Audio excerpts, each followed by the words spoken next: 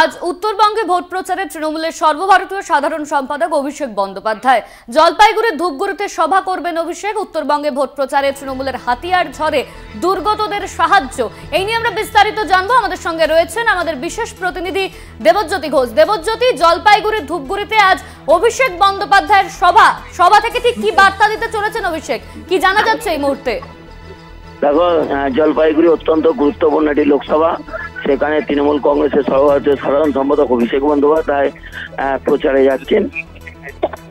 অত্যন্ত এই মুহূর্তে রাজনৈতিকভাবে গুরুত্বপূর্ণ, কারণ জলপাইগুড়িতে কয়েকদিন আগে টর্নেডোর কারণে যে পরিমাণ ক্ষতি হয়েছে তাদের পাশে দাঁড়াতে চেয়েছিল রাজ্য সরকার, কিন্তু ইলেকশন কমিশনের পক্ষ থেকে এখনো পর্যন্ত কোনো সদার্থক ভূমিকা নেওয়া হয়নি বলে অভিযোগ তৃণমূল কংগ্রেসের।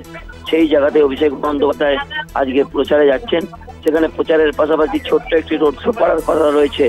অত্যন্ত রাজনৈতিকভাবে গুরুত্বপূর্ণ, কারণ উত্তরবঙ্গের যে 7টি আসন রয়েছে, গত 7টি আসনই কিন্তু গতবারের যে নির্বাচন হয়েছে সেখানে ভারতীয় জনতা পার্টি জয়লাভ করেছিল।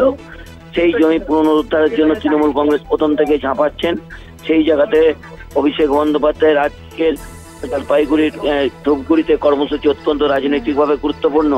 সেখান থেকে তৃণমূল কর্মীদের উদ্দেশ্যে কি বার্তা দেন, এছাড়াও নির্বাচন কমিশন যেভাবে দুর্গতদের পাশে দাঁড়ানোর জন্য বাধা দিচ্ছেন বলে তৃণমূলের অভিযোগ, সেই জায়গাতে অভিষেক বন্দ্যোপাধ্যায় কি বার্তা দেন তার দিকেই তাকিয়ে আছে রাজনৈতিক মহল।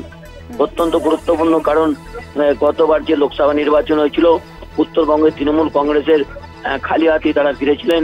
সেখানে যে 7টি লোকসভা আসনেই তারা পরাজিত হয়েছিলেন। সেই জায়গাতে উত্তরবঙ্গে যাতে শক্তি বাড়ে সেই জন্য আগে থেকে তৃণমূল কংগ্রেসের বেশ কিছু কর্মসূচি নেওয়া হয়েছে।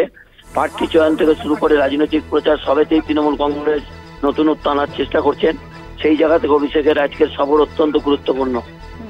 ধন্যবাদ তোমায়। আমাদের সঙ্গে ছিলেন আমাদের বিশেষ প্রতিনিধি দেবজ্যোতি ঘোষ।